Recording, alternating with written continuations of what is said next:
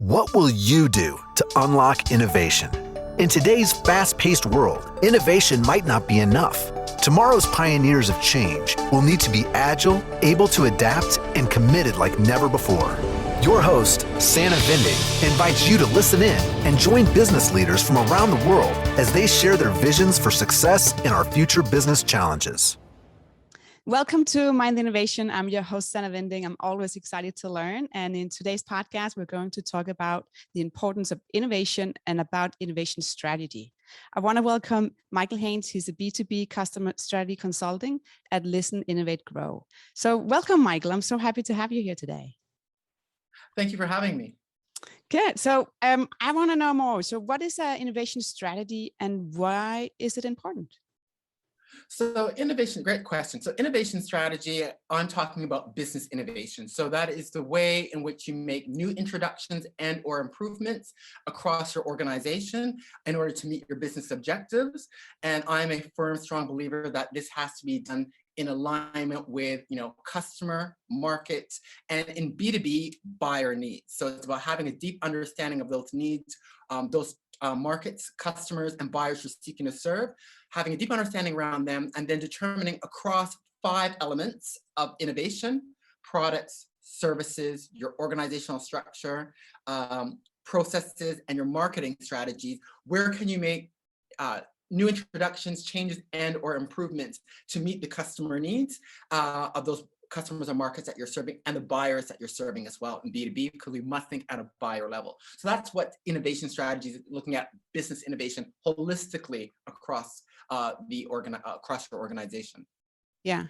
So to succeed with innovation, an organization have to do a lot of things and have it to make it right. But sometimes things goes wrong. So what is it that goes wrong? What is it that goes wrong? I think one of the things that goes wrong, with innovation is that there's not enough of doing some of the fundamental work, which I call listening, and gaining that in-depth understanding on 3 levels. There's what I call listening to you, which is as you as the business owner, senior management team, having understanding of you as a business owner, having understanding of the company. What are your strengths? What are your weaknesses? Where have you had success? So are there some patterns where there are certain industries, certain markets, certain customers where you're having great success? Are there certain products and service offerings where you're winning? So having a key understanding of where you're having success, where are your core capabilities and your strengths? So very important that you do that listening to have that internal understanding from a business leader and company perspective. Then you need to be making sure you do your listening to the market. And this is where I find many businesses, both the small, medium-sized businesses that I focus on working with, as well as corporate, where they don't do enough listening to the market. And that's having an in-depth understanding of what's going on in those industries, those geographic markets that you're serving. What are the trends that are happening? Are there new developments? What's happening in terms of technology and disruptions? What are your competitors doing? And making sure you have an understanding of your competitors. So making sure you're spending a lot of time on that, and that can be done through a variety of ways. And then there's listening to the customers. And so having an understanding of your customers' needs, priorities, objectives, where are they having key challenges. But Sana, in B2B, it's not just good enough to understand at a company level. So you want to be getting into, let's say, the IT division of American Airlines. It's not good enough to just understand American Airlines and IT generally. We need to understand who are the decision makers. If, let's say, you are an IT strategy firm and you're looking to get into the IT areas within American Airlines, you need to understand who are those decision makers, what are their specific needs, priorities, drivers, and how do they make decisions. So it's really doing that in-depth listening, that in-depth understanding across those 3 levels. That's where I find there's not enough work being done. And then as a result, people start to innovate and they start building products and solutions that they think make a lot of sense, but are not in line with customer market need. They start undertaking strategies such as their marketing strategies, which aren't aligned to how business customers, business buyers buy. So it's really, I find, not doing enough of that upfront listening, in-depth understanding, which needs to be done regularly because customer needs change, markets change, our environment's changing, lockdowns, opening up, closing. So it's doing that upfront work really sets the framework for how you move forward. And I find it's that lack of not doing enough of that it leads to missed opportunities or creating products that people don't want, implementing marketing strategies which don't give you the visibility, the reach, the credibility, and don't help buyers buy. Yeah. So is it possible now that you're saying, you need to know so much about your customers to execute an innovation strategy that can be scalable? Because if we just looked at habits and how the world have changed over the last 18 months, almost 2 years, habit has changed, right? How we interact with companies, how we interact, how we buy our groceries. A lot have changed. So what is your advice for, how to make a scalable innovation strategy? Well, to have a scalable strategy, you first need to have an understanding of what's been going on with those, within those industries and those customers. So you need to be dialed in. You need to be listening all the time. So from a B2B perspective, I'm a big believer that, you should be tapped into those industry and professional associations, for example, for your target industries, because they're constantly doing webinars, industry publications, and events. So you can stay on the pulse of what's changing, what's new and different, because we need to have an understanding of that. Talking to your customers, talking to a subset of your current customers, having some in-depth, strategic type discussions, so you're understanding their pain points, their priorities, how they buy, because then you'll build that understanding of what you need to do in terms of what you need to deliver to them, how you need to deliver to them, and then you can then start trying to be putting into those, developing those right product strategies, those right marketing strategies, and there you can start to see how you'll gain momentum, where you're winning and how you're winning, and then once you've gotten that right, then you can start to look at how can you scale and replicate based on that understanding, that research you've done, and then putting the right elements into play around your products or services, how you do your go-to-market. And then as you gain momentum and you're saying, okay, this is what's working, this is what's happening, then you can see how you can start rolling out to other industry segments, customer segments, industry verticals, other markets. Yeah. So I think I saw a bank that was really fast when everything locked down, and they were like, okay, we need to reach out to our customers. So how do we take walking in, right? And taking that online instead. Some of them were fast of actually implementing the virtual bank support that a customer will need, because either they put on a chatbot or they were fast on it. But I think they did it because they knew the process, what they understood the customer, what they were looking for, what they needed. So for them to build that out actually helped them a lot under, when everything was locked down. But I'm sure other businesses you will see that, right? If you can't react fast or scale, it's because either you don't understand your customers, as what you're saying, or it's because you don't have a fully understanding of all the processes that's actually going on inside your company.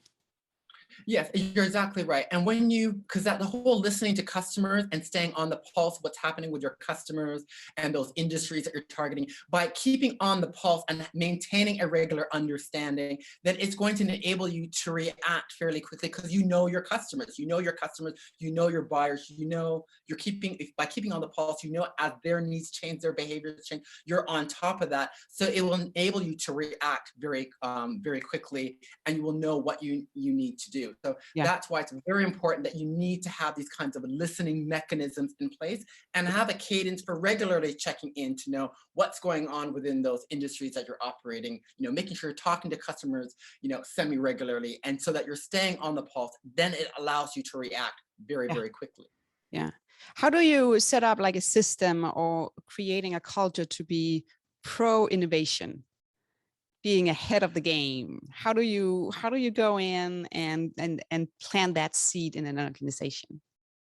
I believe that to be setting that up, that really has to come very much from top down. Your leadership team really has to be on board about being innovative and being innovative in a business way. Again, it's about being holistic across the organization, but it really starts with the leadership team really being on board and championing that and having buy into that, so that you can then also empower your various teams to be able to, and it's about empowering your teams, empowering your staff, to have them, encouraging them to contribute new ideas, to be innovative, and to really help operationalize, as we're developing our business strategies, our innovation strategies, really empowering them and enabling them to take the lead and take charge to, okay, how do we implement and execute, and really empowering that and rewarding and allowing people to be able to try things. And if they don't succeed, it's not going to be as a black mark against them. I think that's quite key. So it's really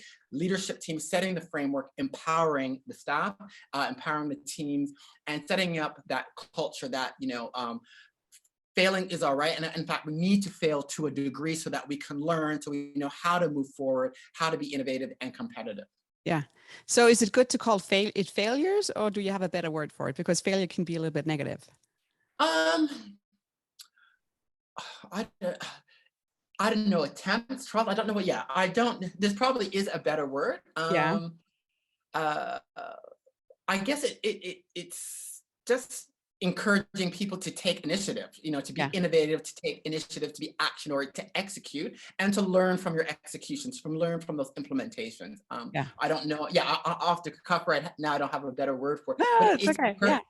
But it's encouraging them, people to really execute, think, plan, execute, and then, to step back to learn, to revisit and learn. I think really putting in that whole cadence of having that recheck, reset, and setting that in. So maybe it's about the frame about, okay, we'll do projects and initiatives, but where are we going to have the review and reset? Is what I like to call it. So setting up regular cadences to have review and reset sessions to learn. So maybe that's the language that should be used, because that's what I use with my clients, where we regularly will have review and reset sessions. Say, what did we learn from the previous quarter? What's working, what's not working, what do we have to do moving forward? So review and reset, making sure that's built in within the organization. Yeah. So I also think if you go to an organization or a company, right, and you talk to the leadership, they will say, yes, it's important, right, to have this growth strategy, and we need to have the innovation strategy as well. How do you measure? Because how do you measure innovation? Well, I think you measure innovation based on, I think it has to come down to depending on you identifying, again, across the 5 different types of innovation, depending on what you're doing, then it's about having agreed upon metrics and working cross-functionally across the team to say, well, what are going to be the agreed measures? So for example, let's say in terms of marketing innovation. So in B2B, there are certain marketing innovations that should be used, such as, for example, you might want to implement some account-based marketing strategies, for example. And so when you're introducing that, let's say as a new strategy, you'll come up with some agreed metrics in terms of, you might agree on terms of number of cross sells, the number of cross sells, the value of those upsells, new referrals, new customers. So for each element of the different kinds of innovations, having the right kind of metrics that make sense for them.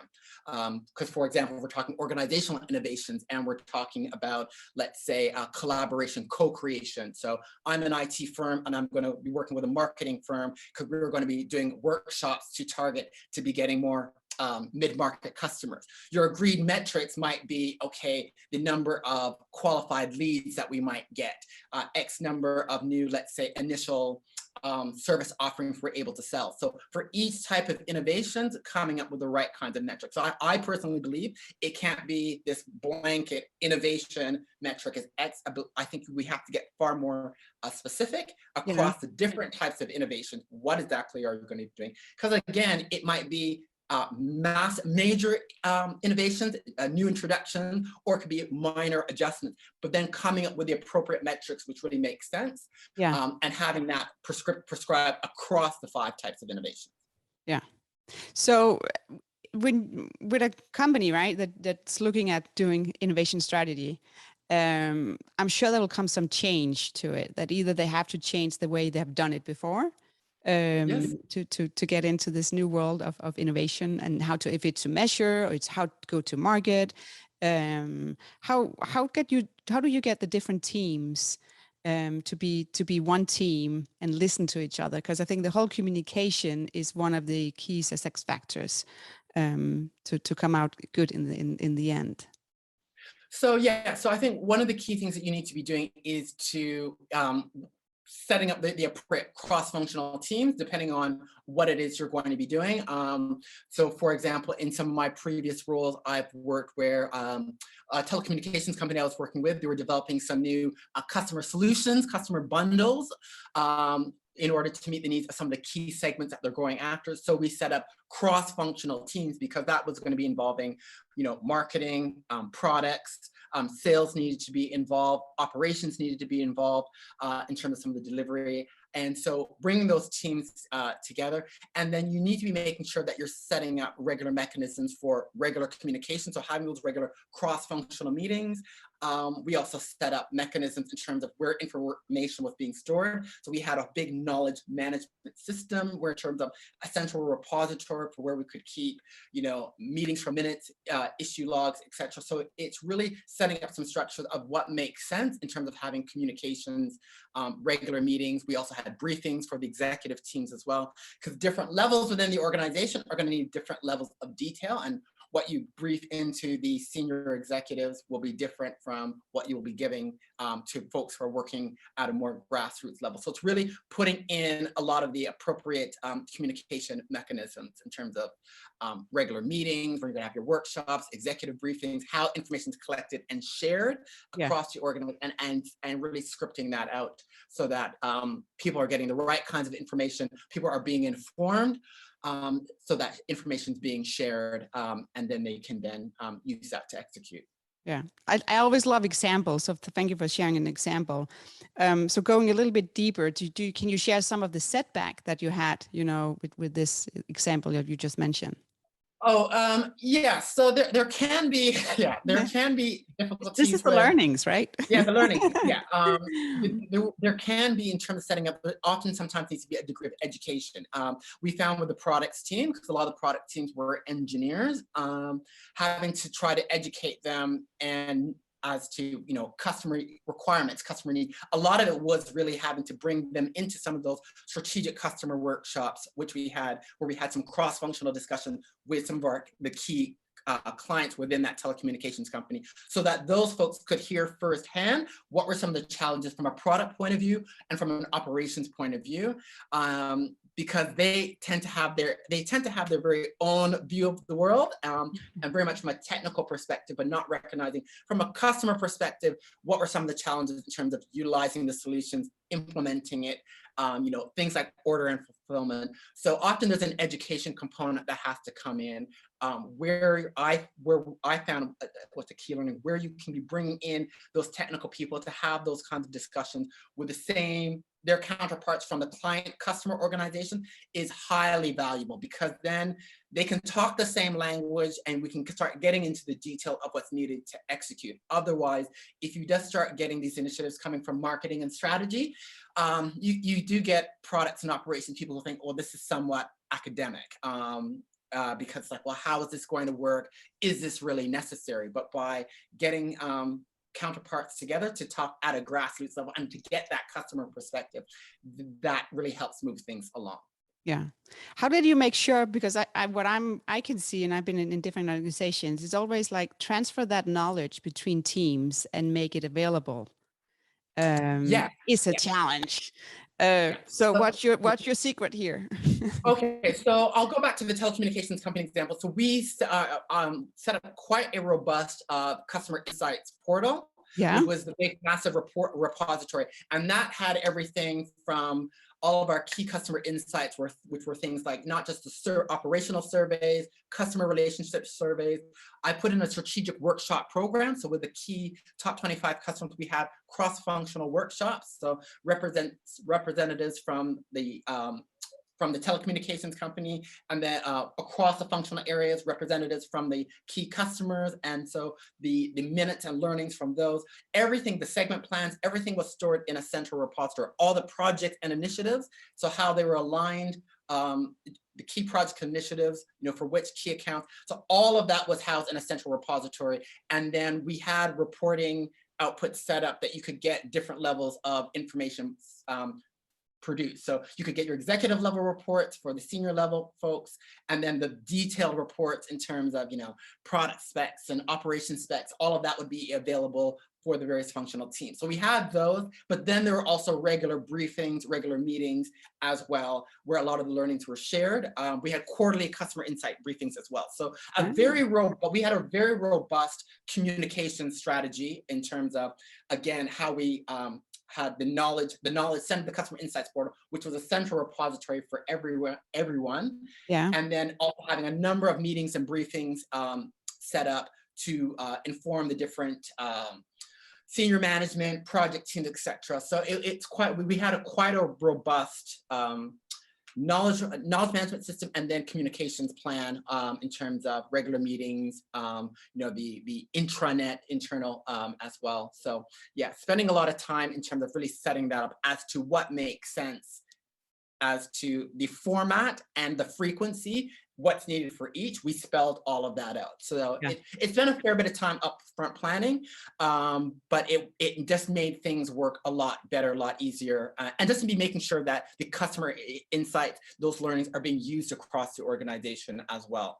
Because we wanted to make sure that, for example, when we're having those meetings and discussions with key customers, that we made sure those learnings were fed into the business strategies, to the account plans.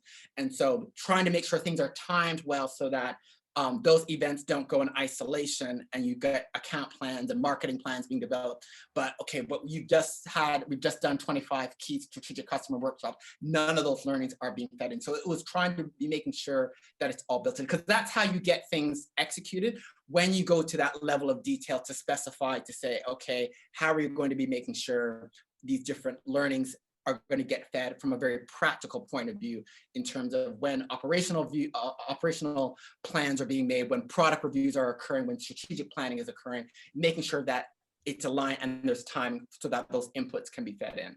Yeah, you have a passion here. So where's your passion? Where does that come from with all this innovation and being a consultant?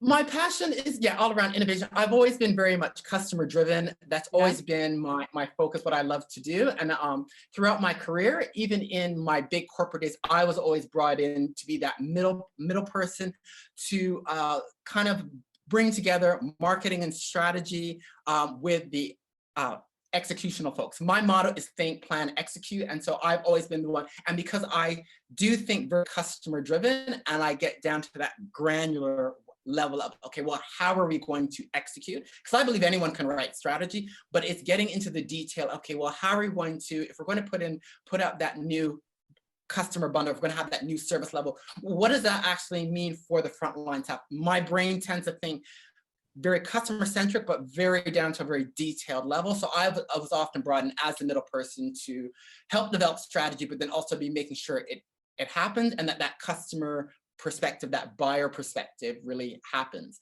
Now my passion is still that, but it switched about helping small and medium-sized businesses to really succeed in B2B, because I'm very passionate that B2B is the key to success. It's where you can win as an entrepreneur. And there's massive opportunities for small and medium-sized businesses, but you have to understand the landscape of B2B and how it works. And if you can, massive opportunities. Long-term contracts, big revenues. Your current clients will be your revenue and referral engine to get more clients, but you really have to understand how to navigate. Because the days of no one gets fired for hiring IBM, those days are over. Business buyers, even in the big end of town now, are very open to specialized, niche, and smaller players. That's how I got my very first my first strategy role as an independent consultant, was working for a marketing director of a global HR firm. And she was of the view, well, I've tried some of the big name firms. She goes, paying you a fraction, I can't do any worse. And in fact, I'll get better value. And that's how I got my very first consulting gig. And then my second consulting gig was working with a small niche firm after they had paid a lot of money for a customer segmentation project by a big firm that remained nameless. And it was nonsense. And so I was leading the team to redo the segmentation, to make it practical, to make it actionable. And so business buyers are very open to us as small and medium-sized businesses, but you have to understand the landscape, which has changed in Yeah. terms of how they buy. So I'm all about really trying to empower. Empowerment is my theme. Empowering small and medium-sized business leaders, what they need to know around the world of B2B and how do you execute strategically, but in a practical means that are meaningful for them to be able to, build, grow, and scale their businesses. Yeah. And I also think that sometimes instead of going to the bigger companies, if you go to like a smaller company or a consulting, you're getting the expertise that you're looking for. Sometimes when you go to other companies or bigger companies, they're like, we do everything, right? But Yes. what's the quality of we do everything? And Yes. that's what I see in the market as well, that yes, maybe you need to have different consulting or different companies or different software that needs to communicate to each other, but the value and the quality you get out of it is so much better.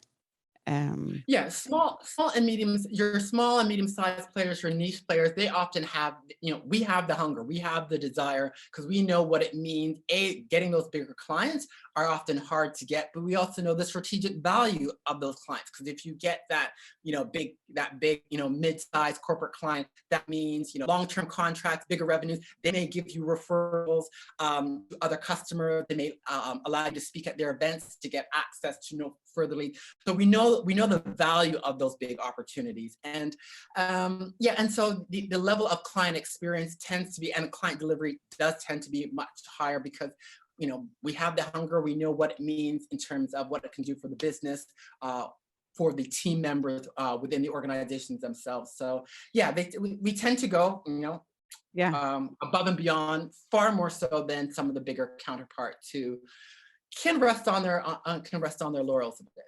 Yeah.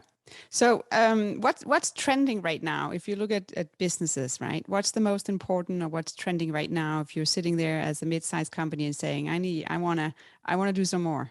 What's the I think one of the things that is trending, and that's a bit of a challenge, is the nature of B2B buying. I think that's one of the big things, is that business buyers now are doing a lot more of their independent research.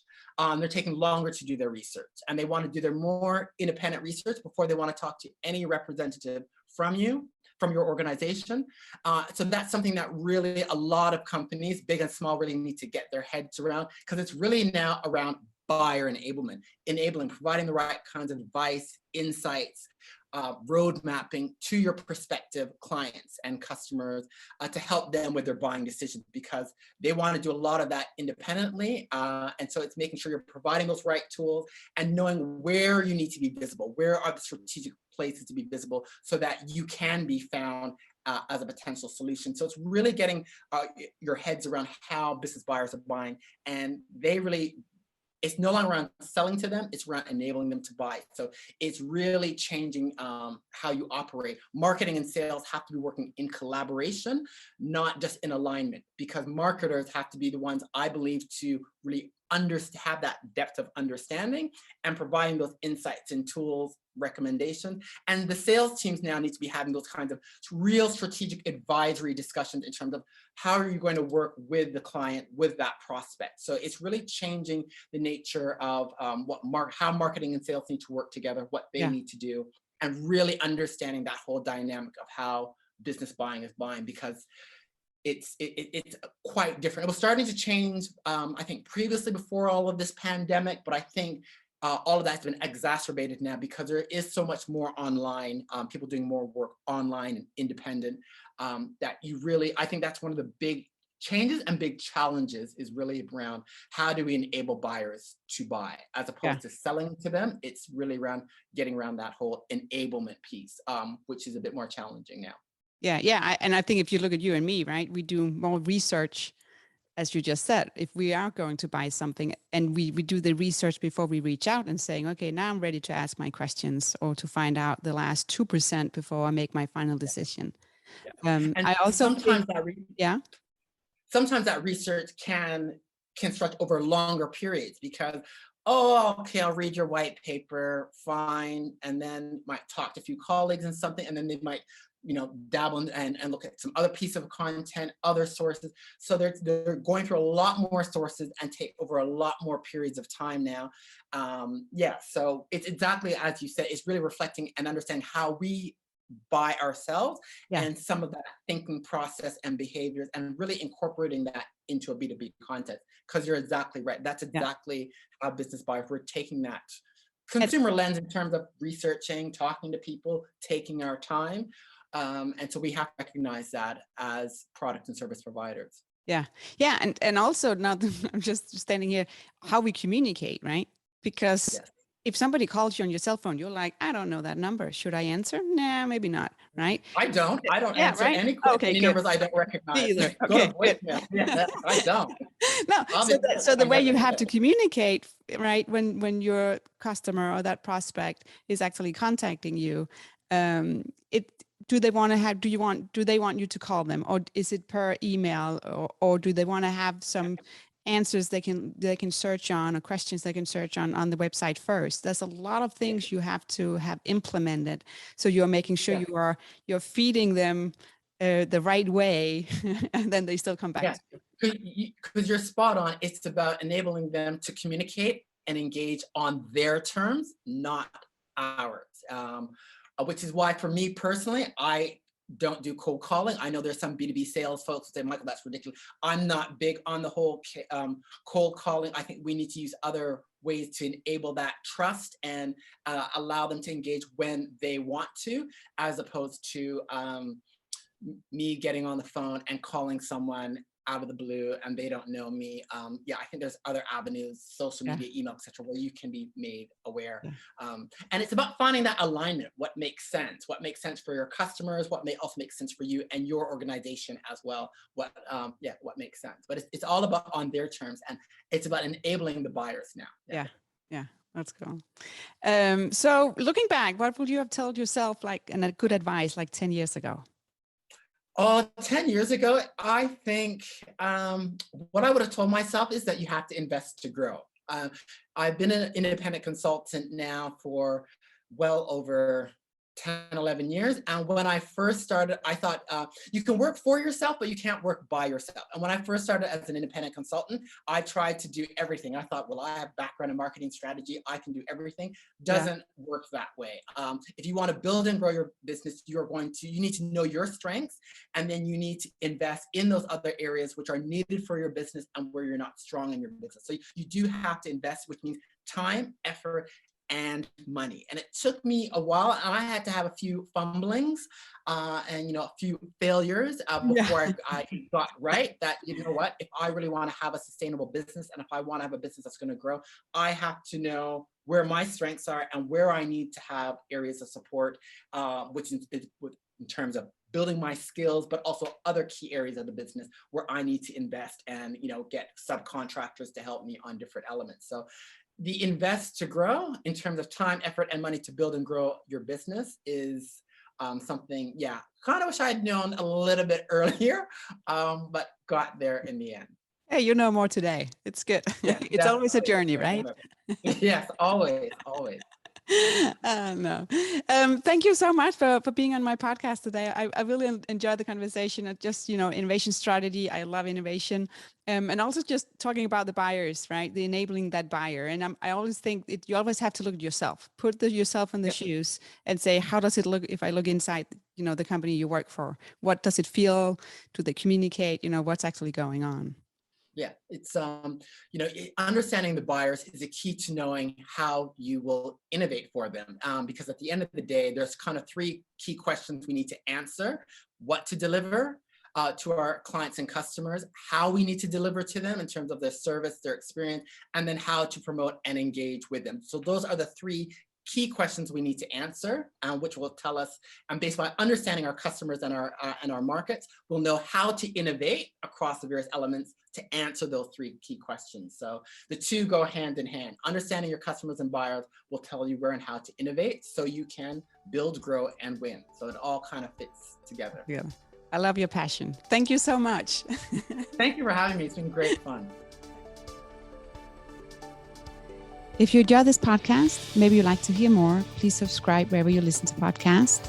Be sure also to check out our website, mindtheinnovation.com. And remember, stay curious and keep learning.